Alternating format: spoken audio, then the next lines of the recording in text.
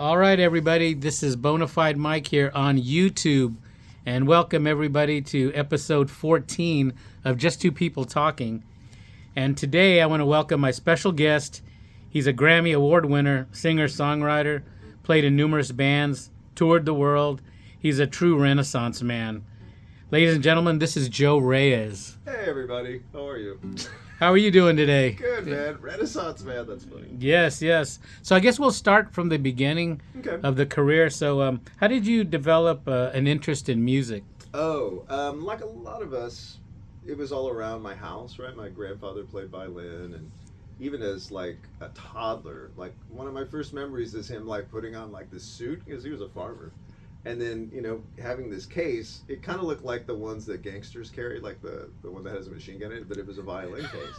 and he'd be, all dressed up, he'd be leaving, and I'm like, where's he going? And they're like, he's gonna play dance. I'm like, wait, Grandpa plays an instrument? And they're like, yeah. I'm like, oh, okay.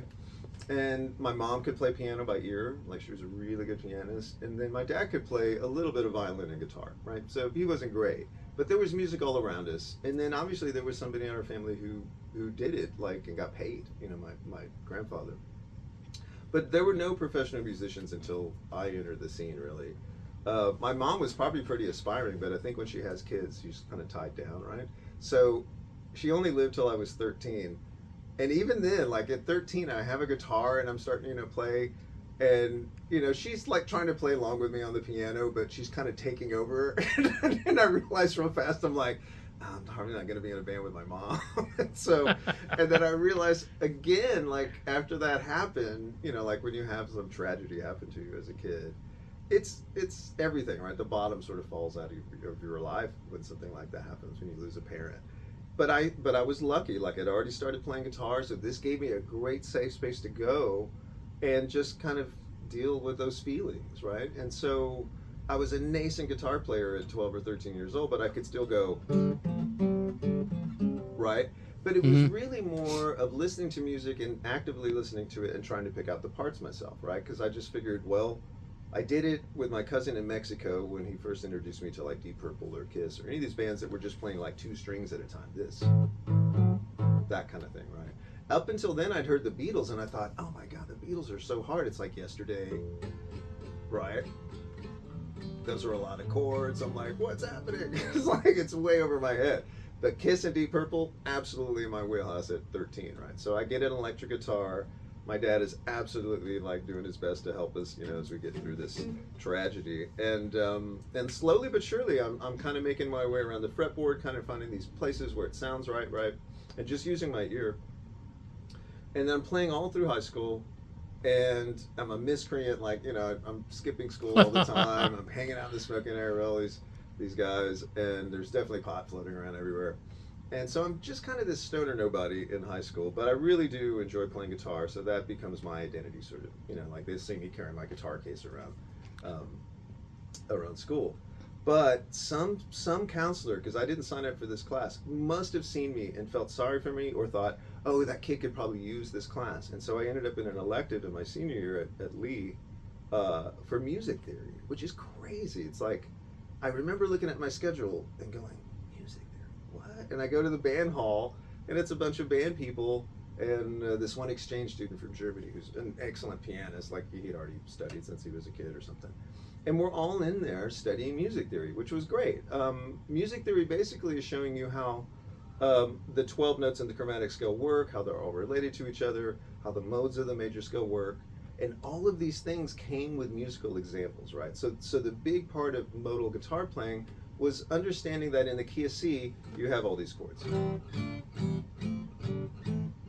Oh, sorry. Right, those are the 7. But if, for instance, you started on the G and went to, I don't know, as soon as you went over to an F, watch. You could say you're in G major here, but as soon as you go here, no, you're not. There's no F natural in G major. There's an F sharp, right? So what do? We were playing in the key of C, but I was starting on the 5th scale, right? I was starting on the G, and that's basically music theory. So in just 1 month or so of that class, I realized exactly what was happening on all my records. I had a name for it. I had the name of the mode. I knew exactly where to go on the guitar. I knew which chord in the scale I was starting on and which scale I was in. And suddenly everything started to kind of make sense. It was cool. It was this huge, like, epiphany I have in my senior year. And then later that same year, I would do this thing where I would take my guitar to my friend's house and my amp, my little amp, and I would play along with their records rather than borrow their records. I don't know what I was thinking, but I was just getting out of the house. So I'm sitting there, playing along with some record, probably Pat Travers, one of those great guys that they used to play all the time. We were totally into everybody who came to San Antonio. So any one of the hard rock acts that Kiss played. So I'm playing along, and my friend's on the phone, and he's trying to score some pot. And I go, hey man, what's up? He's like, he's got some. I'm like, cool. He's like, but he said he plays in a band. Here, play something. And he just puts the phone, he puts the receiver down on my amp, and I went, whatever I played. And he's like, cool, okay. And he hung up. I'm like, what's up? He's like, they want you to bring your guitar. I'm like, what? He's like, yeah. I'm like, where do they live? He's like, Kirby. I'm like, oh man, that's so far. Immediately I was like, I don't know. And then we were like, let's go. Okay, fine. So we get in my Pinto. I drove a Pinto. Oh my God. And I throw my little amp and my guitar in the back, and we drive out there, and we're at this neighborhood in Kirby, and we pull in the driveway, and it's this nice suburban neighborhood. And sure enough, man, we open the garage door. There's the band getting ready to rehearse. There's a drum kit. There's amps, and all these guys are adults. I remember the bass player had a beard, and I'm like, oh shit. But they were all pretty nice. So the first things first, we score the pot, make that deal happen, and then they're like, well, hey, did you bring your guitar? I'm like, yeah. So I get my guitar and my amp out, and I look at their playlist, right, their set list, and it's the Kiss playlist. I know all the songs, and I'm like, I know all those, man. They're like, what? I'm like, yeah, just pick one. They're like, okay, let's do Living After Midnight. I'm like, cool. They counted in, right? 1, 2, 3, 4. Right? Everybody remembers this riff in San Antonio. Oh yeah. It just goes around in a circle like that, right? I guess Legs Diamond was probably on there too. Exactly right. We did anything that was on the playlist. Oh, right? wow. So we finished the song, and the drummer's great. He and I actually ended up playing in another band together. And they all look at me like, dude, you nailed the solo. I'm like, yeah, man, that was great, except that's not how the bass line goes. And man, the bass player looked at me like, what you talking about, man? And I was like, hey, he doesn't play the roots of those first two chords. He's like, what? I'm like, he walks up to the third chord. It goes like this. He's like, how do you know? I'm like, I don't know. I listened to it. That's how it goes. He's like, all right, let's try it. Right? He's like skeptical. And we count it back in. We count it back in, right? We play it. Now it sounds exactly like the song. And everybody's looking at me like, oh, this kid. he might have it. So they go, okay, you're in. I'm like, dude, this is awesome. I ended up joining a band. I go, you guys got any shows? They're like, no. I'm like, all right, I'm going to go to some shows. Right? So now I'm in my senior year. All my friends are throwing cake parties, right? It's their senior year. Of course. We start to be the band that's playing all the cake parties, right? And so I go from like a stoner nobody that people are pushing into lockers and picking on all the time to the guy that's playing all the parties. And it was overnight. I would go back to school the next week, and the guy who picked on me, right, like the jock guy, would be like, dude, you were jamming the other night. I'm like, you pushed me in a locker last month. Do you remember that? No. And I remember telling that to my dad, and he said, well, yeah, that's what's going to happen. I'm like, what do you mean? He's like, you're doing something sort of rare that most people never put enough time in to get to the place that you're at, actually right now, and you're still in high school. He goes, that's just going to keep happening, so you got to get used to that. I'm like, but I'm just doing it because I like it. I don't really care about that attention thing. He's like, you might, with girls. I'm like, well, that's true.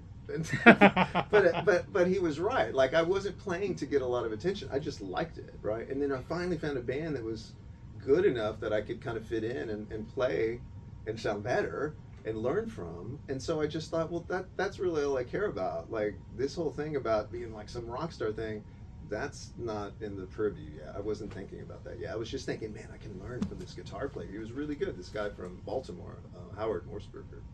And so I would go to his apartment, and he and I would just sit there and work on stuff together on weekends without the band, just working on licks. And so this is the first time I'm with adults who treat me like a peer, who basically kind of understand my skill set and are helping me. And I was just like, this is great, man. Where am I going to meet somebody else like this? Like, what do you do? I didn't know to go to the music store and put up an ad, and say I'm looking for guitar players or anything like that. Yeah, and it Yeah, was like a a flyer. and so and yet I'm at another person's apartment. We're doing other illicit drugs, and I hear this guy playing guitar across the hall, right? And I'm like, "Who's that?" They're like, "Oh yeah, our neighbor. He plays pretty loud. He's got a flying V." I'm like, "Ooh." So sure enough, and I get up, go knock on this. Which door is it? He's like, "It's the one across the hall." Knock on the door. He comes to the door with the V on. And I'm like, "Hey man, was that you playing?" He's like, "Yeah." I go, "That sounded good." He's like, "Oh, thanks, man." He goes, "You play?" I'm like, "Yeah." I go, "Is that a 58?" He's like, "Yeah." I'm like, "He had a 58 flying V, right?" Like, God, it's $100,000. And I'm like, "Hey man, I'd love to keep, like, do you want to get together and try to play?" He's like, "Yeah, but I'm getting ready to go to school in San Marcos. I just got accepted to Southwest. Let's stay in touch though." So he gives me his number, and we stay in touch. And I start going up to San Marcos, and he's got a kind of nice condo there. His parents were oil people out in Houston, so I guess they had some money. But we start trying to put together a band up there, and then eventually we find a bunch of guys around the area. The singer Richard Bilal, man, was amazing. His dad was head of the opera department in Southwest, right at Southwest Texas. So that guy Mm. was great. And we form a couple of different bands before it becomes Mania, which was the record we did. Ah, yeah. And so Mania records at Cedar Creek in Austin. I remember we show up to load in, and the Leroy brothers are loading out. So I meet Casper Rawls before I even know who Casper Rawls is. He was really nice. And then Fred Rummert, the guy who ran the studio, he and I are in the control room a lot because I'm just fascinated by what's happening.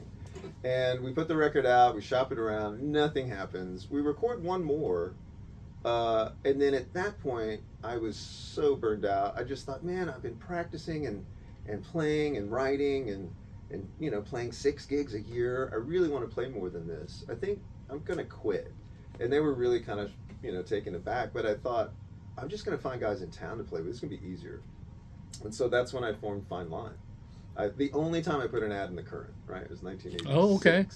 I think the Current had just started, right? Probably. So I only got 2 calls: a country band from Shirts, and I was like, and a keyboard player who was writing songs already, John Thomas. And I went to his house, and he had a whole recording setup. It was amazing. He had a sequencer, he had a 4-track, he had a keyboard, and he was writing, and he had a microphone, and he could sing and write lyrics. And I was like, "Oh, dude!" And it wasn't like metal, it's just kind of like pop music. And I thought, this is great. But it kind of had sort of a jazzy leaning. I remember he was playing some like kind of jazzy chords in some of those songs, right? And I thought, oh, we could kind of go into this jazz fusion thing I've always been interested in. And so we look for players. We find Eric Rivas, who's an amazing bass player. He's still at high school. Richard Potter is still in high school. He's 16. And Rob Covey, the old drummer from my very first band in high school. I run into him in my apartment complex, and he joins the band too. So we have a little 5-piece band, and then we're just playing up and down St. Mary Street like everybody else. But man, we start to garner a lot of attention because everybody in that band can play well, and so it was fun. Eric eventually moved to Los Angeles. Actually, no, he stayed here and then moved to New York and got the gig with Branford Marsalis. Like he eventually. Oh, like, wow, just that's leave. an awesome. Yeah, incredible. Yeah. And then J.J. Johnson was the last drummer we had in Fine Line. We changed our name to Taste Like Chicken by then, I think, and we were like more like funk rock. We were kind of more like Bad Brains or Red Hot Chili Peppers, that kind of thing, right? And so J.J. is amazing. He's 19. He moves to Austin and becomes J.J. Johnson, who plays with everybody. He's playing with Gary Clark Jr. right now. And John moved to Korea. John moved out of the country and married a Korean woman and lived out there for a long time. He was actually a popular band there in Korea called Joybox. But anyway, so it's through Fine Line that I'm finally playing out in San Antonio, and people are seeing me, right? Like people in clubs, guys in other bands, and I'm teaching at Music Makers, which was Mitch Webb and John Whipple's store. And so I was just there, a few days a week, but I was in the store a lot. And so one day, John Whipple came up to me. He's like, "Hey, Mike Morales?" I'm like, "Yeah, the cover band guy." He's like, no. He writes his own songs. He's got a record deal. I'm like, "What?" He's like, "Yeah, he's getting signed." I'm like, "Wow." He's like, he's looking to put together a band. And I gave him your name. I'm like, "Oh, cool." So Mike calls me. We have this nice conversation. We go to lunch. We have this long lunch where we basically tell each other our life stories. But I have a lot in common with Mike, and he's great. He's a good writer. He's already been in the studio a bunch with Mary's Perone, and so he's kind of got the lay of the land. He's only a year older than me, so I know I'll learn a bunch if I can get that gig, right? So I audition first, and then he auditions everybody else in town that we all know. Those Oh my guys, God. I'm sure we know all them all. But somehow I got picked. It was great. So suddenly I'm kind of plucked out from the St. Mary Street scene, and now I'm on tour in a bus, going around the country with this guy whose first record is coming out, and it was so fun. It was amazing. We got to meet so many cool people. I remember one time we were watching Adam Ant. He was performing. We were at like Daytona Beach, one of those big MTV beach shows. Oh yeah. And I'm watching. Is it Adam Ant? I can't remember who it is. Oh no! It's the Smithereens. The Smithereens are playing, and they're playing. Oh yeah. Like You. Such a great riff, right? So I'm watching, and I can't believe they're sound checking, right? And I'm just like, dude, this is awesome. And then I look over next to me, and Natalie Cole is standing next to me, and I'm like, oh, you're Natalie Cole. She's like, I love this band. I'm like, me too. And so we're just watching the band together, and I'm just all excited. I'm like, oh my God, what's happening? And then Pat, they finish sound check, right? I see Pat kind of yell some stuff to the road. He hands off his guitar, and then he starts heading for us. Oh my Like, God. he's like walking right towards us, and I look at her like, and she's like, oh my God. And then he just sticks out his hand like, hey, I'm Pat. And I'm like, yeah, I'm Joe. What's up? And he's like, and you're Natalie Cole. And, and he's like, he's so sweet. He's like, are you guys staying at the Hampton? We're like, yeah. He's like, okay, man, I'll see you back there tonight. And I'm like, cool. I didn't know what he's talking about, right? We get back from the show. We played. And those guys are like holding court in the bar of the Hampton Inn. Oh my God. They're signing boobs. They're doing shots. They're just like total rock stars. And I just look at them like, this is awesome. And that whole couple of years I was out with Mike, that kept happening, right? Where I'd be standing next to Cyndi Lauper or somebody. I'd be like, oh my God. But I forget, and it's easy to kind of to overlook the fact that in your mid-20s, everybody is beautiful. Like it doesn't really matter like where you're from, how long your hair is, your stature, or anything like that. You're just young. Right. And I realize now the reason that Natalie Cole or even Cyndi Lauper might have been standing next to me is because I was just a cute, 20-something Hispanic guy. With the long hair? Yeah, with long hair. And you didn't see that many Hispanics yet in the late 80s. Like, nothing had like kind of come full circle. J-Lo wasn't around yet. Oh yeah. You know what I mean? Like we're still like Chico and the Man kind of off to the periphery a little bit.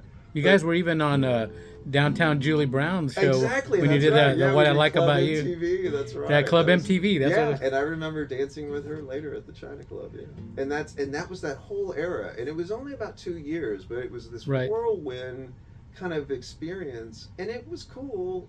But at the end of the day, I realized I'm like, being a sideman like this will be fun. You could do it for anybody, maybe, but I really want to make my own music, right? And so around that same time, I had met Sergio Lara, and we had talked about trying to get together, but I was really busy with Mike. So when Mike is out of his record deal, I finally have a little bit of time, and we start to get together and start to do basically all that material, right? It's kind of Paco de Lucia, John McLaughlin, and Aldi Meola, right? All those acoustic players who are like sort of proficient. This is when the jazz Latin fusion thing happens. And then that is the beginning of my entry into that world. And I'm just kind of learning all that stuff. It was really helpful. Like I learned a bunch about Latin music in general, and it was fun.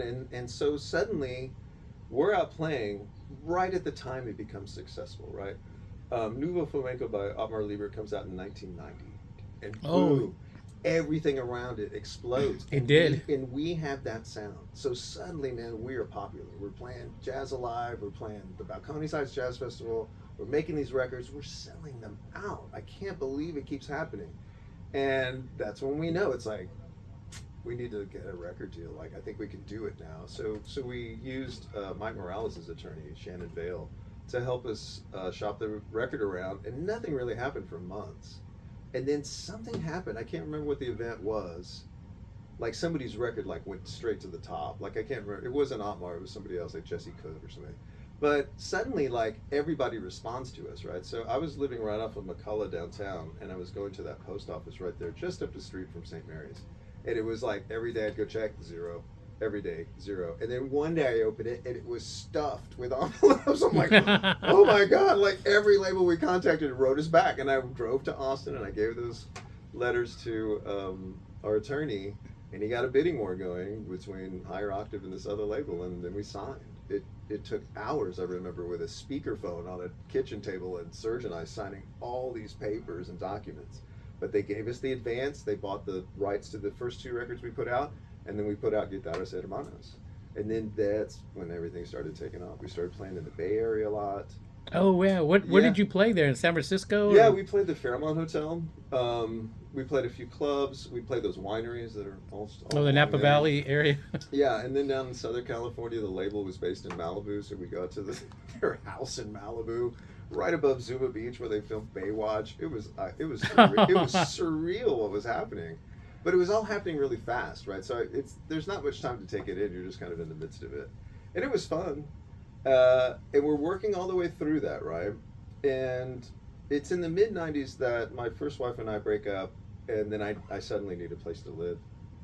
And I think I ran into Mitch Webb. Either he was playing or we were just at the same club together, but he found out and he said, hey man, the apartment next to me just opened up and I live in River Road. I'm like, ooh, that'd be nice. Mm. And I was like, so I check it out, I go see the landlord.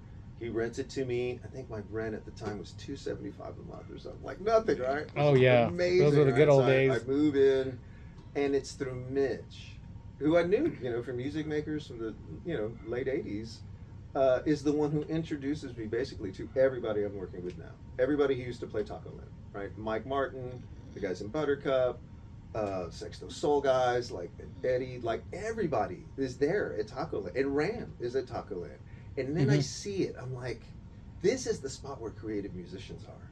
They're not playing cover music, they're playing their own music. Oh yeah, they're wearing like costumes, they're doing like stage work, they're really pushing some boundaries, and this is the place to be. So Mitch forms the Swindles, and I'm his neighbor, so I'm playing guitar.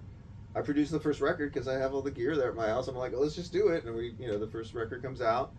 And it's through them that I meet, eventually join the guys in Buttercup, right? So it's just by luck that I end up next to Mitch, but he happens to have the connections to most of the people in town that I'll end up playing with. And so that was just serendipity. It was so sweet that he let me.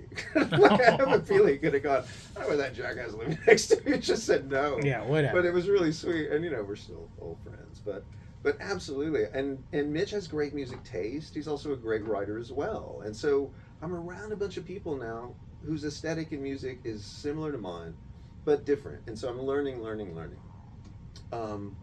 In 2001, Lauren Reyes is nominated for a Latin Grammy nomination, right? So we fly out to LA for the Grammys, and I'm just sort of in shock that we got nominated at all.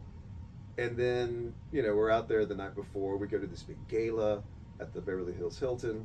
I remember every nominee receives a medal, and then there was a photo booth to have your photograph taken with the medal, right? And they're going in alphabetical order. I didn't know this, so I'm just standing there in line. And I look in front of me, and Phil Ramone, the producer, is standing in front of me. And I'm like, tap him on the shoulder. Hey, you're Phil Ramone. He's like, hey, what's going on? He was super nice. I go, my band, I got nominated. He's like, oh man, congrats. I go, what are you here for? He's like, the Shakira record. Right. Just like no big deal? Yeah, no big deal. He was so nice. But I already had this martini in my hand, and that's when he asked, hey man, where'd you get that? I'm like, oh, there's a Sky Vodka bar in the back. He's like, oh, I'll meet you there. So he meet me back there, we chatted some more. I was sitting next to that Colombian music duo, Terciopelados. They were so cool. We had a great night. Yeah. They're fantastic musicians, right? Really creative. I love them. And Celia Cruz sang. Arturo Sandoval was the musical director. Man. It was like this all-star band. Yeah. I remember Celia Cruz made eye contact with me as she sang Azucar. I was that close. And I kind of freaked out. I was like, oh God. I remember, what an experience. What a night, yeah. And then we go back to our hotel. And then the next morning, Serge calls me. He's like, hey man, turn on your TV, man. Something's going on. I'm like, what? He's like, yeah. So I turned on my television just in time to see the second plane hit the towers in New York. Oh my God. And so the day of our awards is 9/11. And so nothing happens. The awards are canceled. We get stuck in LA. At least we had a van because Serge brought his family. And we had to drive back, I remember, And I do remember that I went back to the rental place to see if we could keep the van, and the agents were standing on the counters giving the keys away to people just so they could go home. 5 people to Portland, 5 people to Indianapolis, whatever, right? They Mm-hmm. were just giving them away. Oh yeah. So they said, keep your van. There's no charge. Just drop it off when you get back home. And we have to play Jazz Live that weekend. So we we get set up and we're playing, and Serge looks at me like, we should say something. You have to say something. I'm like, oh, okay. So all I said was something like, it's been a weird week, but I feel like these are the weeks where we need art and music. These are the places where we can go and seek comfort and solace. And, The healing, and remember, healing power of music. Remember that we're all still one. Right? Yes, exactly. And we had a great set for that. It was fun. We played well. And afterwards, I'm breaking down, and one of the stagehands goes, "Hey, Dr. John wants to talk with y'all," because he was the headliner. I'm like, Oh wow. oh shit! I thought I kicked his organ. Was or it something. Mac Rebenak? Yeah, Mac Ravenek. So I thought we were in trouble, but no, he's just standing down there in the green room tent, man, looking like Mr. Peanut. It was amazing. And we go over and he shakes our hands, and I'll never forget this, man. In his super awesome drawl, he goes, "You've always played the shit out of those guitars." I'm like, yes. I look at Serge like, yeah. And he's like, I go, "But you used to play guitar." He's like, "How'd you know?" We're like, "You're Mac Ravenek, man. You're Dr. John." He's like, "Yeah, man, this guy shot me in the finger, and then I just switched to keyboards." We're like, "No, man." And he played an amazing set. He was on fire that night, too. So, but that was the end of Lauren Reyes, right? So after that, Serge moved back to Mexico City for several years. We did one more record, like in '05 or '06. But after that, man, I was surely entrenched in what I'm doing now, where I was just producing people who wrote songs here in town. They'd come over to my apartment, and we'd work. I think by then, no, I hadn't bought my house yet. But as soon as I get my house, I just turn the whole living room into a recording space, right? It's like, and everybody's coming over. And I really enjoyed that part of being a facilitator, basically, to these people who need that sort of work, right? Oh yeah. I wasn't charging a lot. I was charging like $25 an hour or something. It was nothing. And I just wanted to get that experience. And so that became the other revenue stream besides teaching or performing or the royalties I was still getting from Lauren Reyes, right, or any of those things. And I started to realize how fun it was, how creative I could get, how people would trust me to kind of, find their vision and make it actually happen in the music. And that was all real fulfilling in a way that performing and recording my own music wasn't. And it was interesting to have that shift because it became a service, right? I really got back into the service industry, except this time it was in music. So teaching and all those things were just facilitating. And I really like sharing that knowledge with people freely. A lot of times when I'm traveling, you might have a really long layover. I'll just sit there in an airport, gate and just playing guitar. And someone might come over and go, "Oh, hey, do you know that song by so-and-so?" I'm like, "Oh, yeah, sit down." And then I'll play the song. I go, "Do you play it?" They're like, "Oh, yeah, but I've only just started." And I'm like, "Here." And then we'll just have a little mini guitar lesson there at the airport, right? And they're like, "Oh, that was so much fun." I'm like, "Yeah, that was fun. It killed some time, too, man." I was like, "What is our plane getting here?" And I realized real fast, I'm like, I guess this is my business model, is being nice, trying to be facilitating to people, not charging too much money, and having a good attitude towards all these things, right? Because I've definitely worked over the years with producers who were like, they ruled everything with an iron fist, and I get it. They got what they wanted. And then I'd work with producers who were real laissez-faire. They would just let you do what you wanted. Like, "Hey, man, whatever. this guy's in there, like, make a groove, do something happening." And I like those guys too. And I feel like I'm somewhere in between those guys, like when I produce records. Like, there are some things that we need to straighten out, but a lot of times a happy accident is my favorite thing to have happen in a recording. Like, "Did you mean to hit that note?" "No." "Listen." It's like it's like my favorite thing now. They're "Oh man, we should just change the word." I'm like, "Yeah, let's do it. And that happens mostly with Buttercup, right? Because both Odie and Eric write. And so the three of us are writers. The three of us can, record. So we just constantly, like a laboratory, sit there and pull songs apart and put them back together. Recently, we've been using John Daly, who's another great musician here in town, playing keyboards and singing with us. And he said at a rehearsal, which was real interesting because none of us had thought of it. He goes, "I've worked with a lot of bands, but I've never seen anybody communicate quite as clearly as you guys do about song arrangements, about where you are in the song, about your vocal part, all that." He goes, "You guys are really, really good at that." I'm like, "Oh, thanks."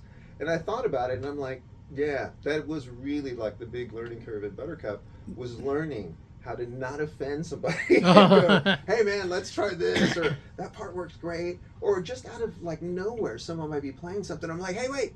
That's the part. What did you just do? That's cool. Mm-hmm. And so we're kind of aware of that when we record, but we're also doing that when we rehearse and when we perform. And so, in a way, I never really lost that improvisational part of my playing. Like, when I was in Lauren Reyes and playing with all these, different jazzy people. Mm-hmm. Even now, when I do sideman work, right, I play guitar with a bunch of different singer-songwriters. There's probably half a dozen that I've worked with and still work with. Walter Salas Humado from the Silos.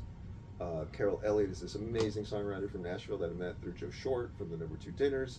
And this is all connected, right, to this little tiny, music scene here in San Antonio. And I'm so glad I spent my career here. I worked in LA for several years, pretty steadily with a bunch of different producers, and it was fun. And I felt like, every once in a while I go to a club and see, some guitarists I really liked, or Amy Mann, or, some songwriter I really loved. And it was cool, but everything kind of kept calling me back here. And I realized San Antonio has a great art scene. I just came from Cruz Ortiz's, the new studio down on Zapata. It's awesome. And we're both talking about this energy that we get from what we do and how we give it back to our community, right? And it's our way of kind of making this place better. And I really feel that here. And I didn't feel that in Los Angeles. And I didn't feel that in New York or any of these places I would go. And I realize now, I'm like, no, man, this is a roots music place. The records we made with the Texas Tornadoes and Flacco, right? One of the Flacco records won a Grammy. You did those, right? Yeah, I was playing on those. And I remember thinking, like, this is the music my grandfather was playing, right? When he walked out with his fiddle, he was going to go to a house and play rancheras or polkas, or like cumbias, right? He was going to play dance music. And I'm like, yeah, it's been in our family the entire time. And so this kind of makes sense. It absolutely is the thing that gives me the most joy. The fact that I can earn a living doing it is a miracle. It truly feels like I somehow won the lottery in life. And so everything is pitched towards this. And so, I have people a lot of times, they'd be like, are you ever in a bad mood? Don't you ever get like pissed off about stuff? I'm like, yeah, but not here. They're like, I go, in this place, nothing can go wrong. And they're like, what do you mean? I'm like, it's just music. It's just art. Like in traffic, ignoring something or getting distracted can actually cause a problem. Oh, yeah. Here, I might hit something I didn't intend to make, and now suddenly I'm on some new path. Oh, and they kind of look at me like, what are you talking about? But I know what I'm talking about, right? And so when I'm, touring with some of my friends, we'll have long conversations in the van about this, right? About how we came to these conclusions about what we were going to do with our lives. And so I thought this was the best time spent, was learning how to play music and sharing it with other people. Speaking of, I know you touched on it earlier. Can you kind of tell us that story about your friend who is in the Eagles now? By accident? Oh, Chris Holt. Playing at the Sphere in Vegas? In 2009, Buttercup went to Dallas to record an album with Salim Narala, who's this producer up there. And I had heard the Narala Brothers records that he had made in the late 90s and early 2000s with his brother, and they were fantastic. They were great writers, great producers. Like their little homegrown recording sounded amazing to me. So he made The Weather Here, the Buttercup record, The Weather Here. And with Salim, I started playing shows with him and his band. I started playing on his productions. I started going up to Dallas a lot to work with him. And I met most of the other session players in town, and Chris Holt was one of these guys, right? Great keyboardist, great guitar player, great singer, great writer, great arranger, like could play, anything, right? And he's just a great, capable guy. And so, we did sometimes end up on sessions together at Pleasantry Lane at Salim's place. But, so, and then years later, like, I'm still working with Salim. We just finished our new record there, up there last fall. But Salim shared a, what is the kid doctor? What are they called? A pediatrician. He shared a pediatrician with Don Henley, who had just moved back to Dallas. And so he's at the doctor's office with his kid, and they're like, hey, Don Henley? He's like, yeah, from the Eagles. He's like, oh, he's a client of mine. You guys should probably get together. And so somehow the doctor says, like, hey, man, one of my other patients, is a producer. You should talk to him. So Don Henley calls, Salim and says, oh, yeah, we should get together. So Salim goes out to his mansion, wherever it is, outside of Dallas. And he said he basically told him his life story. It said it took hours. But, they became friends. And so then at some point, Don put a band together to do solo stuff, right? He had all those solo Oh, yeah. he did, Dirty Laundry, things like that, right? Yeah. So then he plucked, the best Dallas guys, and he chose Chris. So Chris was on, Austin City Limits and all these other big shows with Don. And, he was fantastic. He sounded great. And so then, Don goes back in the retirement, and the band's over. And then Mike Campbell calls Don Henley looking for a guitar player. Like Tom Petty? From Tom Petty. Yeah. Oh, wow. So he calls Don and says, "Hey man, my guitar player's leaving. Do you know any good guys?" He's like, "Oh yeah, this guy in Dallas is great, Chris Holt. Give him a call." So then Chris gets the gig with the Dirty Knobs with Mike's band. Oh yeah. And so I see him playing. They're up gigging, and I can see him on Instagram. It's awesome. And I'm texting with him like, "That gig looks fun, dude." He's like, "It's so awesome, dude." And Mike is so sweet. We're just like best friends now. I'm like, awesome. This is so cool. And so, they finish up that tour. And then Chris gets a call from the Eagles manager. And they're like, "Hey, we got your number from Don Henley. The guitar player who replaced Don Felder, right? Mm-hmm. Not even the original guy, the touring guy, is getting ready to leave the band. And we'd like to audition you to replace him." He's like, "Okay." So he flies down to the Sphere in Vegas for the audition. And he makes the audition, like he gets the gig. And so he's rehearsing with the Eagles now in the Sphere in Vegas for their big run of shows. And then all of a sudden he gets another call from the manager, and he says, "Hey, he's not ready to leave yet." And he's like, "What do I do?" He's like, "Nothing. You just go home, just wait it out.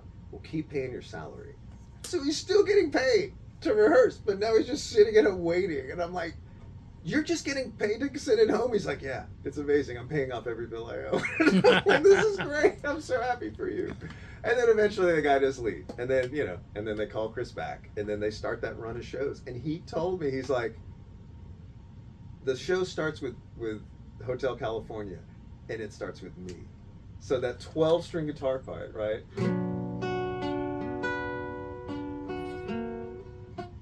I can't do it without a capo, but he's got to play that. He's the first thing you hear at the Eagles show is Chris. I'm like, "No pressure, huh?" He's like, "Oh my god." Even the dee. Yeah, and then all the things later. But the remember the intro. It's like the arpeggio on the 12 string. You're like, it's Chris. He gets to play it. But he's such a good player. I mean, it makes perfect sense that he would fit into that world. They're still doing those shows too. Yeah. I think they're getting ready to start. They're gonna go into this following year. Yeah. I saw it. I've never.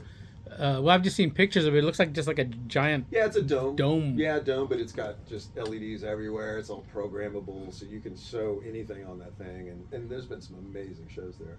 But the fact that some of our friends get those like super high profile like sideman gigs is fun. And I used to feel jealous at first. I was like, "Oh," but now I realize what that entails. You're gone a lot. You're not playing your own material. You're basically like this hired gun, right? And I do that on that lower level where I'm playing with my friends who can tour Europe or around the States, but not they're not like some just huge artists. They're like Rolling Stones Band of the Year of the '80s or something, right? But they still have some cachet. If any of those people like toured for a good decade or so, well, they still have fans. What's interesting with the Silos is that they kind of became big in the late '80s. So a lot of their fans are around my age. They're like 50, 60 now. Right? So these gray-haired people in the crowd. You're like, "Oh, it's an ARP convention at this Oh game." my God, that's who sponsored the Stones tour last. But it's exactly right. Yeah, who sponsored McCartney? Because he's 83. Oh, But okay. that's ideally like how it would go. And I'm happy for everybody that happens to. And I did a little bit of that work, but I'm really happy where I am now. Like. Just teaching, just playing in the bands I'm with, producing records, being creative still is really the most important part. Like I realized real fast, stardom, notoriety. I was in Guitar Player magazine. That was pretty fun. Really? I didn't know that. Yeah, Lard Reyes made it into Guitar Oh Player wow, that's magazine. cool. Yeah, it was really fun. Like I'd been getting that magazine since 1976. Oh wow. The very first one I got was with Jimmy Page on the cover, and I'll never forget that interview. I was just like, "This guy's a genius." Oh shit. But all of that is just part of it's just the collective whole of you. coming out in the moment, every moment, every moment. Everything that I've experienced will come out when I'm making a record, or when I'm playing a gig, or when we're trying to write, or any one of the things where we're trying to like be creative and think outside of ourselves. Little bits of yourself end up coming out anyway. And it's cool that I've got all this experience. I've got, like flamenco kind of chords I can get to. I can play a bossa for somebody if they want to hear it. Well, they say, play Rush. We want to hear Rush. Yeah. Or, let's see. Right? Rush was so big in San Antonio. I mean, They still had are. to add another show to their reunion tour, right? At the Alamo Dome. They had to. I don't have $250, but they're gonna come. And they meant so much to me as a kid. The thing I loved about Rush is I could tell they were nice guys. They weren't like Kiss. They seemed smarmy and kind of New Yorky and you know, kind of not mean, but like kind of rough. No, they seemed like nerds, and I was just like, can I be in a band of nerds? It would be awesome. I really like this idea. For the band. Yeah, Un Fiesta de Nerds. Yeah. So yeah, all those bands that we grew up with. It definitely shapes everybody who comes from here. I'm sure, Bobby, Charles Zalbeck, the other guys you've interviewed here in San Antonio, they all have stories about going and seeing any of those bands. Oh yeah, Michael Vasquez has a lot of good stories. Yeah, about going and seeing these bands playing the Convention Center, Van Halen, Majestic. Yeah, I saw Van Halen open up for Head East at the Majestic. No way. Yeah. So they're the opener, and they play basically their first album, and it sounds just like the record, and everybody's jaws are just dropped. And then Head East have to come out and play, and it's like, how do you follow that? Yeah, and even their big hit, what was it? There's never been any reason for you to think about me. Yeah. That is not with all this distortion on it. Oh no, especially with Eddie. No, Eddie Van Halen plays the entire album note for note, and everybody's jaws are just on the ground, and everybody the next day goes to Music Makers and gets a distortion pedal and tries to start tapping, and it's this whole thing he creates. I love that his son is not, like a player, like he kind of sounds like his dad, but he's not. And he's doing his best, I think, to be himself in a world where everybody wants him to be his dad. And I think that's really that's hard. A lot of pressure that's on a somebody. lot of pressure, but he's handling it really well. I think he's a great player. I think he's got a great sense of humor. And I really feel that's like another important part of this career is having a good sense of humor. Because everything about it is so up and down, trial and error, hit and miss. You can't live, and die by that every day. You'll just die. So it's best to just kind of take it, as it comes and just be like, oh, well, that didn't work out, and maybe the next one will. We have a word for the gigs where they just go south. Oh, beat down. Oh, that's God. a beat down. And I've played a few beat downs even recently. Well, now speaking of let's kind of backtrack a little bit, Sure. and it has to do with the club scene that was back there at that time. I know a lot of people don't remember, like Los Padrinos. Oh yeah. Or the Crazy Horse. The Mendes sisters. Oh yeah, the Crazy Horse. Sure. And Wackies. Yep. Can you kind of talk a little bit about what that was like? How those clubs were, seeing bands. And Rockies. Yeah, absolutely. Well, Los Padrinos was the band where I would see a lot of Austin bands come down, right? The what's his face, the Jazzmanian Devil would come. And then the dinners were there a lot. It was a weird place because the bathroom was right by the stage. By the stage, and there was that big tree next to the stage. Yeah, right? You come out and you're like on stage because everybody. But the vibe there was super cool. The Mendes sisters who ran the place were super nice. And there was kind of a scene happening down there, and then along St. Mary Street, Tycoon Flats all the way down was just clubs, man, and there were all different kinds of bands playing, right? Back, like the White Rabbit before it was Joseph's Food Liner. Right. Because I remember I saw Chris Isaac there. Yeah, exactly. Well, the for like $7. The St. Mary's Bar and Grill was still there next to Tycoon Flats, yes. right? And they had a bunch of acts. Roomful of Blues would come down all the time, right?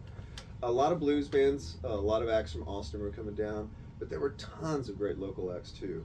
So it was actually easy to go out and see live music back then, and I thought that was a big part of it. There was a big choice. Yeah, exactly. Yeah. There was Taco Land over there, and there was Dozes. Yeah, exactly.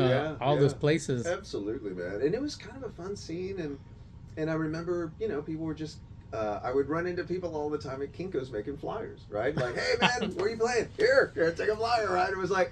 All of us would just see each other. The flyer days. Yeah, down there by SAC, right? The L&M bookstore or wherever it was. And so So there was like that little nascent scene, and I thought it was great. I couldn't believe some of the older players were still around. Like, I used to go see Dave Wasson, the other guitar player in the Swindles, his old band, the House Rockers. Oh yeah. Dude, they were an amazing blues quartet. They were killer. And then I can't remember who they get on sax. They had several guys, but Dave was a great blues guitar player, man. I could tell, like, that guy had the feel. He'd studied it. He just knew the right things, man. It was cool to see him. And so, like we're playing a band together now, and we can just kind of share these old war stories together. It is fun. It is fun. And so the scene was great. We had a little thing. It kind of explodes like with cover bands. I remember, like in the 80s, 90s, there's a ton of those guys playing Sonova Beach, kind of. Oh, I forgot about that right, place. like those places. Rock like Island. I-10, Rock Island, yeah. And I see a lot of those guys, and they're making good money, man. The Clocks, they're still playing, right? They were making great money back then. And then there was like Martini's, right, where Wayne Harper used to have his place. Oh God! And I used to love going and seeing his band, man, because that guy was a great musician, right? He just could play the phone book. He knew everything. And it was kind of a scene down there, too. It was a bunch of old swingers. I couldn't really tell what was happening there, but it was cool. Well, remember further down on San Pedro up on that hill, it kept changing clubs. I remember I saw Riot there once. Where? And it's right as you go up the hill, like getting towards where the old Sound Warehouse was. Oh, it's a retirement home, I think, up there now. But I remember even Selena played there. I remember seeing her tour bus out there. Oh, wow. It was Tejano Rose is what it called. Oh, yeah, but it was called something else. I can't remember the name. It was you had to kind of go up there a little bit. I remember that. But I remember seeing Riot there, and yeah, man, Mark Reale, man, what a great guitar player. I liked him a lot. Oh yeah, yeah.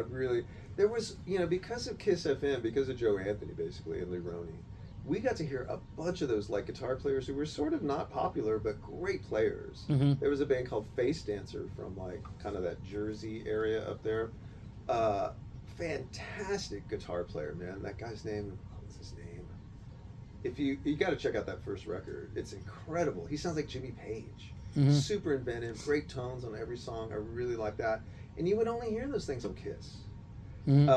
After Lauren Reyes, I formed this trio with Mark Rubenstein, amazing, gifted keyboard player, and Greg Norris, the bass player from Lauren Reyes. And it was called the Sabas Trio. That was the name of my grandmother, Sabas Nino. And so we played, a bunch of clubs. We were playing up and down Broadway, or playing up and down St. Mary's. But we'd also play Nyosa. We got the gig with Nyosa. We did it for like 4 years. And it was fun. Like, you'd play from 5:30 to 10:30. It was a long night, right? And usually by about 9:30, everybody's starting to clear out. And then around 10, dude, the guys are out there actually with the leaf blowers just blowing all the cups into the giant pile, that they're going to recycle later. So it's just garbage time, truly. And we were playing on this little tiny stage. It was like what do you call that thing? It was like 2 trees were growing out of it. It was a planter that they just put some plywood on, and then that's our stage, right? So we're playing in this little like kind of area. And it's garbage time, so there's not many people left. And these 2 old guys are watching us. And we're playing, and I'm looking at the guys like, who are those little guys? Who are those little guys? And then we just kind of motion to him like, like, come up here. And so one other guy comes up, I'm like, I go, hey man, do you like the music? He's like, yeah, man, you guys are great. Are y'all from here? We're like, yeah, we're all from here. You born in San Antonio? We're like, yeah. He goes, that's Lou Roney. We're like, no way, from Kiss FM? He's like, yeah. And we're like, definitely, come over. So he comes over, he's like, hey, what's going on? We're like, dude, what do you want to hear? He's like, what do you mean? Tell us something you used to play, and we're going to play it for you. He's like, what do you mean? We're like, just name a band. Rush. Of course.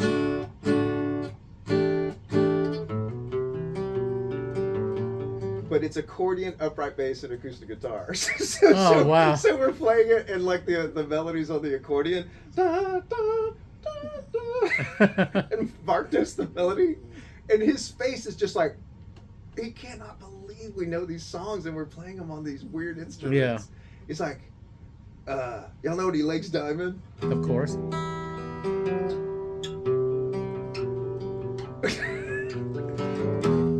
Right, like all of it. He can't believe it. He's just like, you guys learned that off the radio? Off the stuff we played? We're like, yeah. You sort of created this whole thing. Do you realize that Lou, you and Joe are like the huge influence on this town? Look at all the bands you brought in. Like Budgie? Budgie. Like Bread God. Fan? Yeah. Everything like that, yeah.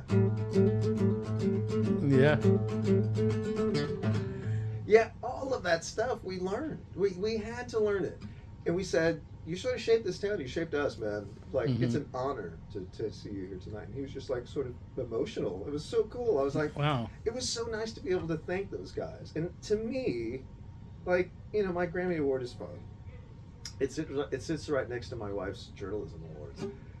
And, family photos and stuff like that, right? It's like Mm-hmm. this heirloomy thing. But what's most important to me is that conversation we have with Lou, right? Like where you get to thank somebody who you never knew as a kid. You was just playing all your favorite music. Mm-hmm. And then you meet him in person and you go, oh, he's a really nice guy. He liked what he was doing. He doesn't really understand the impact it really had on this whole generation of players like us. And that was so fun. And that truly does kind of make me feel the best. Oh Like yeah. the Grammy is the money's but those connections with people that we really like admired or just knew like they were a huge part of our upbringing. Yeah. It's super fun to be able to relate back to them like, dude, y'all meant a lot to us. What y'all did is super important. I got to thank Joe Anthony too before he passed away. Yeah. It was super important that we at least like acknowledge that. And so yeah, and I think my whole career really is really based on that. Is hearing that music so young as a kid and just going, It's influential. The Beatles were so hard. I couldn't figure out any Beatles songs, right? But I can figure out Kiss songs in a heartbeat or a Budgie song pretty easily, right? Just a couple of strings. And so, yeah, and I think that's the story of a lot of people that play in San Antonio. I think a lot of the guitar players you talk to, like That's right. Eddie, oh my God, like there's so many guys. Eddie Hernandez, Juan Ronald. There's just a ton of us, man, who grew up listening to all that music. There's every once in a while there's an outlier like Mike Martin, right? Like he just listened to Bob Dylan. He sounds like Bob Dylan. He's such a great guitar player and a great writer. Yeah. So he has a little bit of a different path, but he still sounds like he's from San Antonio, right? Yeah, I've had a few conversations with him. I know he's a big Waterboys fan. Yeah, absolutely. Yeah. So let's fast forward to now, because man, those are such amazing stories. Yeah, they're. But so what are your thoughts now about the music industry these days? Oh, it's wrecked. With the AI thing you have AI versions of people's songs, right? Where no one's going to get any money except the person who created it. And that's terrible, right? Because there still needs to be some kind of living wage for artists, right? Like at some point, all of us were able to pay our rent simply playing 3 or 4 nights a week here in San Antonio, right? Like there was enough. Yeah. But at some point, the bottom drops out of that, and then it's suddenly like we all have to have day jobs. We all have to start charging more. We all have to get into more things besides just performing, like teaching, recording, engineering, tour managing, you name it, right? Like you're just going to stay on the periphery of the music business, but you need more income. And it's just becoming unsustainable now. Like costs are so high. I just don't understand how a young musician might be able to do what we did, which was like, kind of live hand to mouth until things kind of picked up, and have a bunch of places to play. Like That's true. Yeah, I think venues are starting to pop up a little bit more. The Lighthouse Lounge over by me on Woodlawn is doing more well. That's Eddie owns that place. And so yeah, so I think it's a bit of this where it goes up and down. But absolutely, the business has been overturned by streaming. There's just no way. Most of the bands I knew, and my band included, could make enough money selling CDs to rent the van, pay the gas for the van, cover the hotels, and everything else we needed. All our expenses could be covered by CD sales, and then we could keep the grosses that we got from clubs, right? And that's how we pay the bandmates, and that's how we make money. But that's gone. Now you have to like have burritos, like you gotta sell a million things besides music, or start another sideline. Like this is what I've seen is like a lot of musicians started clubs. Ramsey Midwood up in Austin started Sam's Town Point. It's a great bar down in South Austin, right? But he wasn't going to make as much money playing music. He was just going to have to get into the music business. And so that's what I'm seeing is a lot of people who just open listening spaces, rehearsal spaces. The Girl in a Coma Girls Band have done that as well, right? Oh, they yeah. have those great bars, the Raw Room. Mm-hmm. They're entrepreneurs. I'm really impressed by them and admire their work ethic because they're all like that. Like Fonnie, Nina, and Jen are all like that, and they've done it. They toured the world. They played at big stages in Europe. When Elvis Costello was in here, there's Nina, right? He wouldn't let her leave. Like, don't leave yet.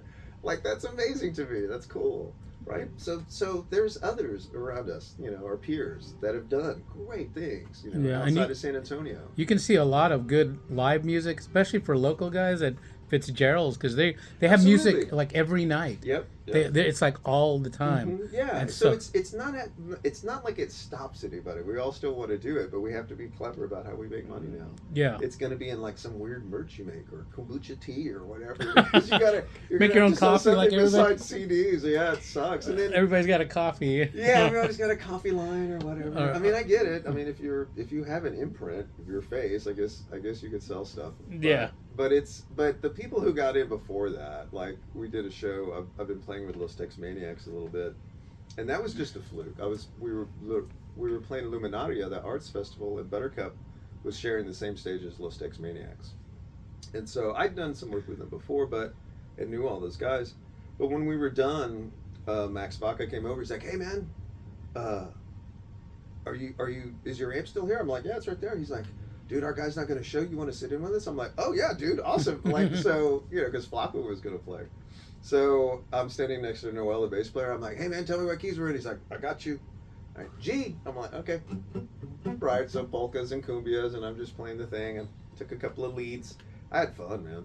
And then when we were done, I'm breaking my stuff down, and Max comes over. He goes, "Man, you were great." I'm like, "Hey man, thanks for inviting me, dude. That was a blast. Flacco said it good." He's like, "Yeah, man." He goes, "What's your Venmo?" I'm like, "Oh, dude, you don't have to pay me. I was just sitting in." He's like, "No, you want to do some more shows?" I'm like, "Yeah, for sure." So then all of 2023 and 2024, I was playing with them. I got to play the Democratic Convention in Chicago with them. It was Really? fun. Yeah. Wow. Yeah. I did not know a that. Great band, man. Like the rhythm section is killer.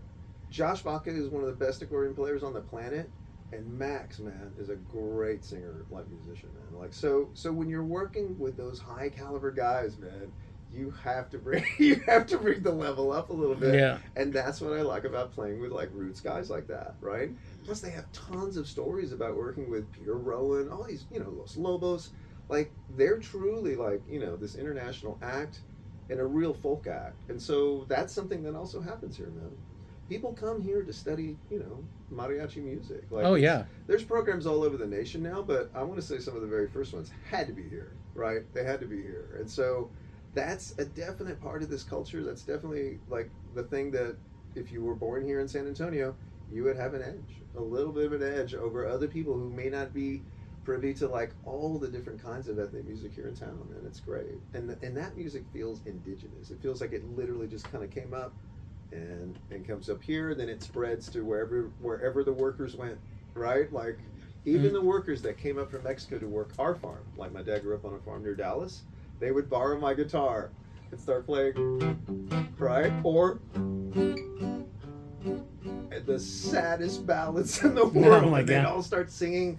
I remember they would have like a little metal bucket they'd start a fire in, and they'd throw ears of corn in there until they were cooked, and they'd sit there and eat corn and sit there and cry over these beautiful songs. And I was just like, wow, dude, music is like magic. And, It is. because they miss their kids. Like I was asking my dad, I'm like, why do they play that sad music? He's like, they don't get to sing it with their families, man. Like all their families are like hundreds of miles away. They come here to work and take the money back. He goes, they just miss their families. I'm like, oh, dude, that's sad. I didn't know that. I thought they lived here. He's like, no. I'm like, wow. So, migrant workers. And I was just like, oh, it totally changed my perspective again when I would see people. Like, it's easy to become prejudiced because you just see somebody on the surface. You don't know anything behind them, right? And my dad said that. He's like, no, you can't take, you might have an idea of what that guy's like just by looking at him, but you don't know until you talk to him. That's very true. Yeah, and it's a great thing to know because in our business, man, we run across tons of different people, managers, club owners, other musicians, producers, engineers, tour managers, all these different people from different backgrounds, right? So usually, the common factor is music, but they all come from these incredibly different backgrounds, and it's fun to know, how they got here, why they're here, where they're from, where their parents and grandparents were from. I want to know all that when I meet people because it really informs me about what they're going to be like when they play or what they sound like. Yeah, I think that's cool. All right. Yeah, Well, man. Well, that was fun. well, as we start to wrap it up, can you Yeah. speak briefly? hmm I know I was going to ask you this earlier about the time you spent with Freddie Fender. Oh yeah, yeah. Well, there was that one Fender. I wanted to make sure that Oh yeah, was. yeah. Well, when I was working with the Morales brothers through the '90s, really, like once Mike is out of his record deal, he basically builds. He takes the advance of his last record and builds Studio M with that money. So now we're doing these productions, and I was working with him and his brother and Marius Perone, and they started a label and they put out records with Flacco and Freddie and the Tornadoes, right? So those were kind of their big acts. So then they'd done the Tornadoes records and I played on those. We did the Flacco records and we played on those. And then the Freddie record came up, right? And we were having these songwriting meetings with him. We'd go down to Corpus or he'd come up here and we'd meet at the studio and we'd talk about the material. And then one day he was sitting on the couch and he went, I kind of want to play some of these old mariachi songs I used to sing. We're like, okay, play one. And he sang this ballad. And I think it was me who looked at everybody in the lounge and went, we need to make a whole album of those. That was incredible. And they were like, maybe. So I plant the seed, but that's exactly what happens, right? So then he chooses a bunch of his favorite ballads, and those are the songs we record, right? So we lay the basic tracks down for all the songs, and he sings his lead vocal.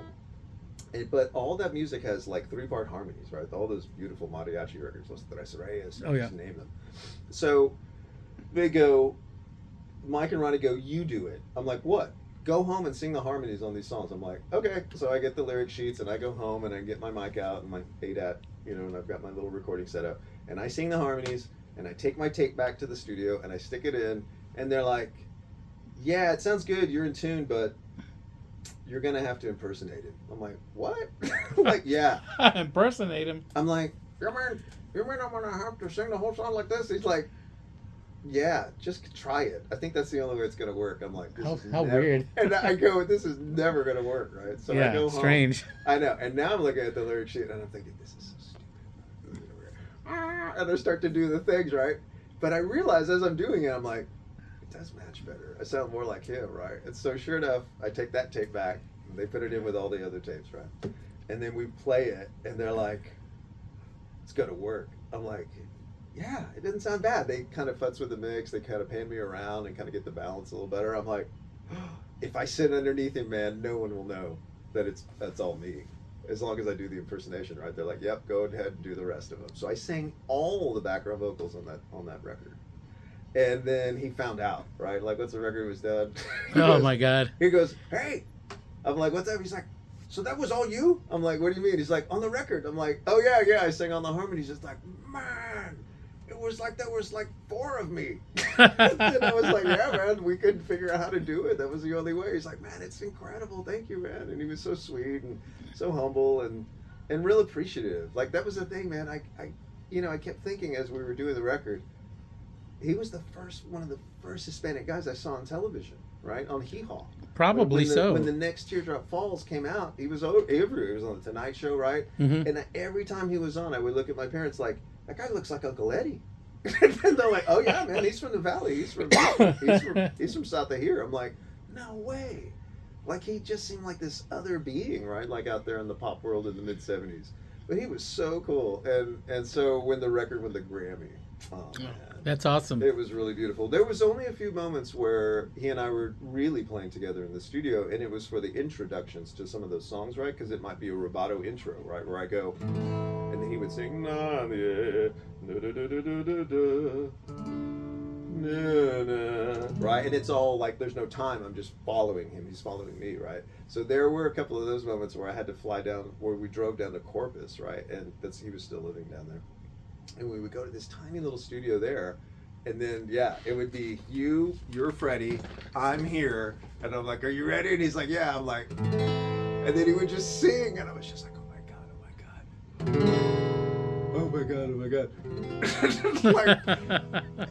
and then we did, and that's all we'd record, right? And then we would fly that onto the beginning of the song, and then splice it in, and that's it. Oh wow! And so we'd go get Whataburger after that. But I remember, man, at the time he still had the stint for dialysis.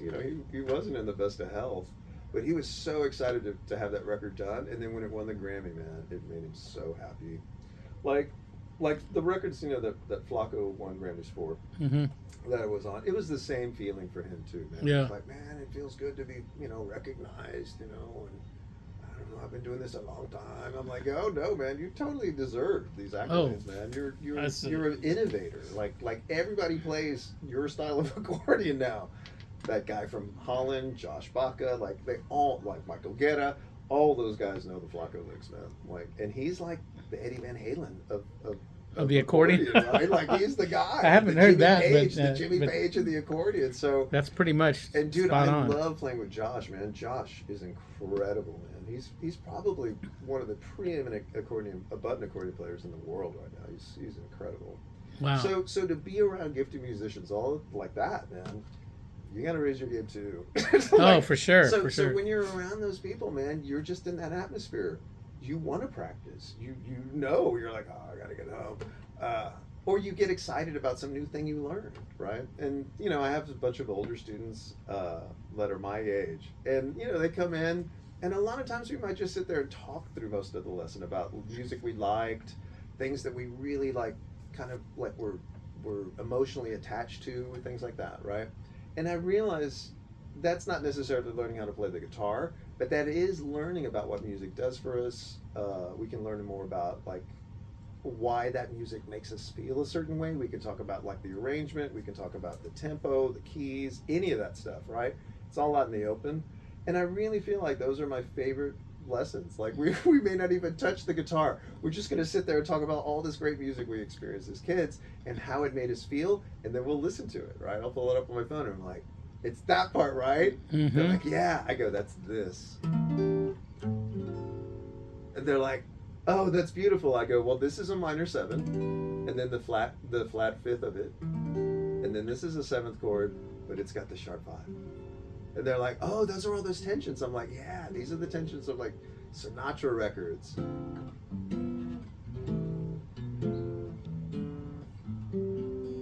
Right? And I loved all that stuff as a kid. You can kind of hear that in the LP. You can kind of hear that a little bit in Pink Floyd, right? These kind of really beautiful chords. Like Breathe at a minor 7, right? Wow. Bunch of 6s, right? David Gilmour's an amazing guitar player, beautiful touch. That solo in Come to Me Numb, it's incredible. Mm-hmm. Both solos, both of them.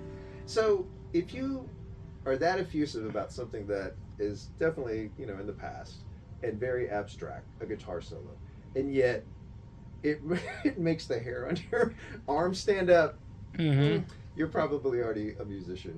You're probably already headlong into this world we've been talking about for a while. Yeah. But it's the best world. It is. And It is. I remind my students, I'm like, remember, man, nobody goes to jail, nobody gets hurt, nobody's murdered in this world. Like, this is the safe space to go. That's true, because music is food for the soul. Absolutely. Well, it's this thing that gives us something back.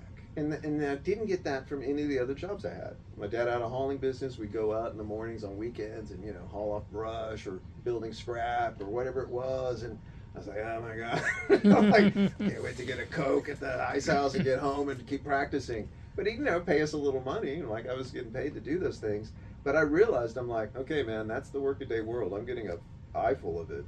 I don't want that, man. I want to be able to make a living. Can't I do this? And I remember asking to my dad, I'm like, if I could make minimum wage on this, wouldn't this work? He's like, yeah, but how are you going to do that? I'm like, I don't know, man. I got to get a gig. Shit.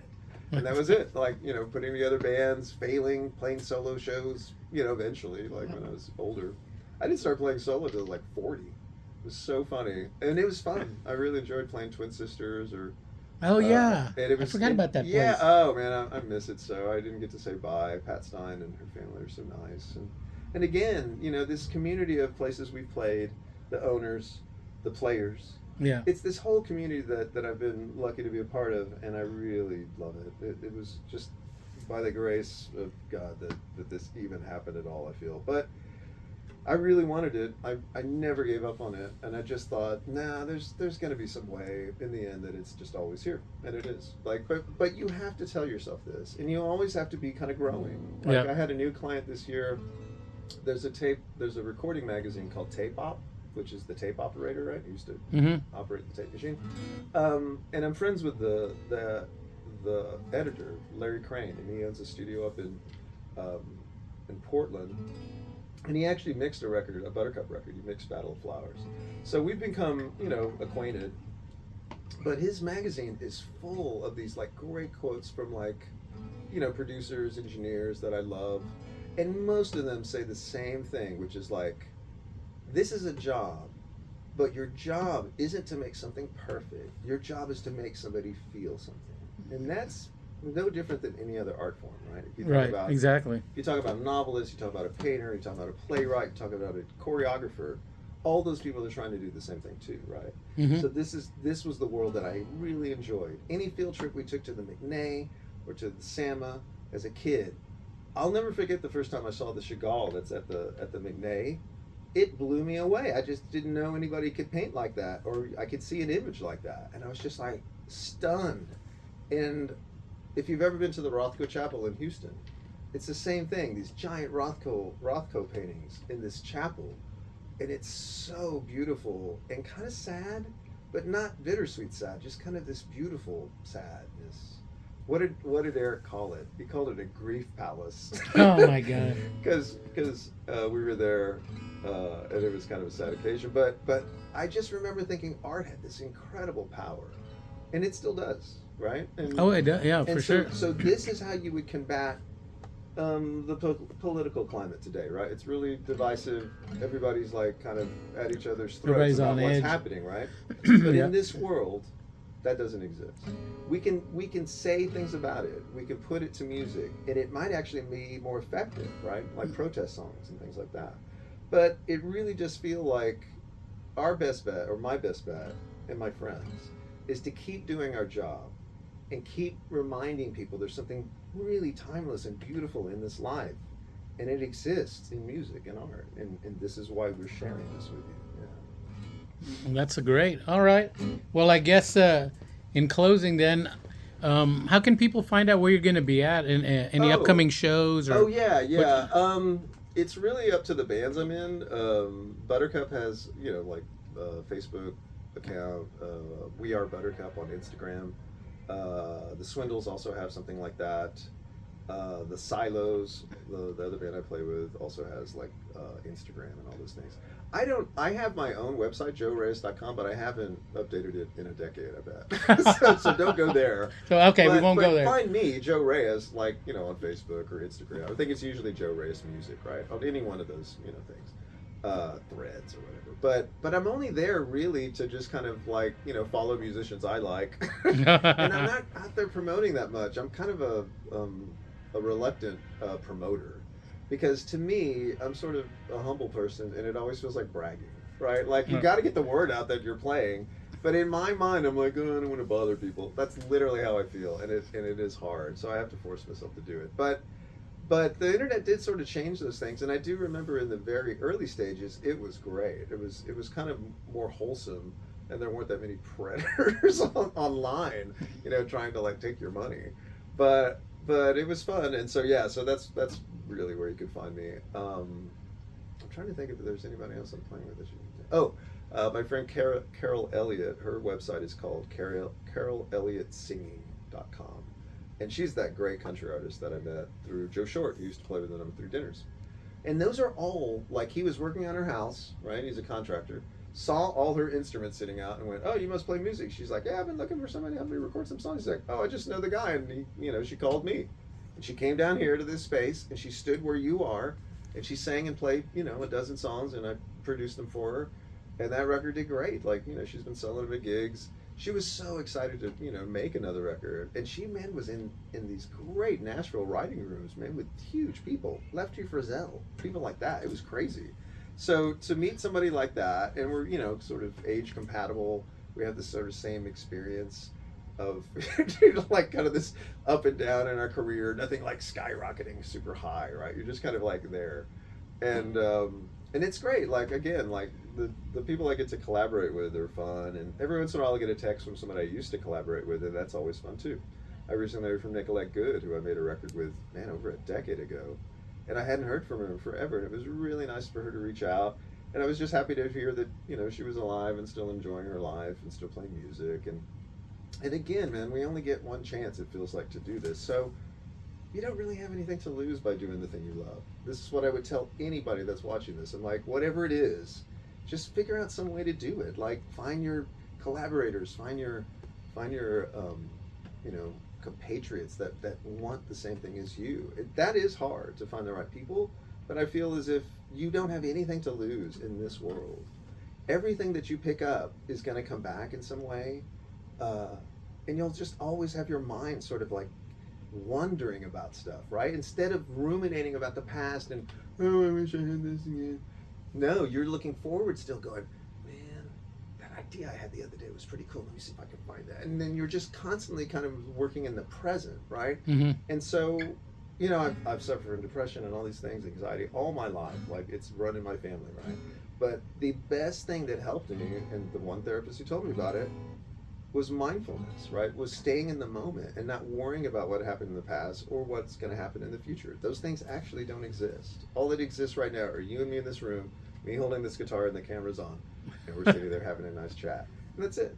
And then after that, something else will happen. But until then, it's just this. So that really helps me keep on an even keel. That's great. And and again, this is all work that artists have to do. If you're into art, there might be something wrong with your brain. so you should go check that out and make sure everything's cool, because it's easy to slip into anxiety and depression. It's easy to beat yourself up about what you're trying to do. It's easy to believe critics. It's easy, you know, to just kind of like collapse onto yourself, you know, with just bad thoughts. But that's just thoughts. You can change their thoughts, right? Oh, for sure. So Yeah. seek cognitive behavior therapy teaches you to not do that. As a matter of fact, there's usually a mnemonic device you do, like a finger click or something, and it's like, boom, you just stop that thought. And that's how you'll do it. Yeah. That's awesome. Yeah, yeah. All right. Well, thank you so much, Joe, for Sure, man. sharing It your was nice to meet you, Mike, your and thanks for inviting me. your opinions and your stories. They're so amazing. There's so many more. It's hilarious. Oh yeah, we could But probably. it's been fun, and again, I would recommend this to anybody, man. Get an instrument, find some friends, start jamming. Like, you have nothing to lose. It's so fun. It's kind of like pickleball, but you know, like maybe not as much aerobics. But it's that same feeling of being free and just letting, you know, your feelings like fly. It's so fun. Yeah. All right. Well, thank you so much, and Yeah. we'll catch you next time at the next gig. Yeah, man. See you soon. Bye.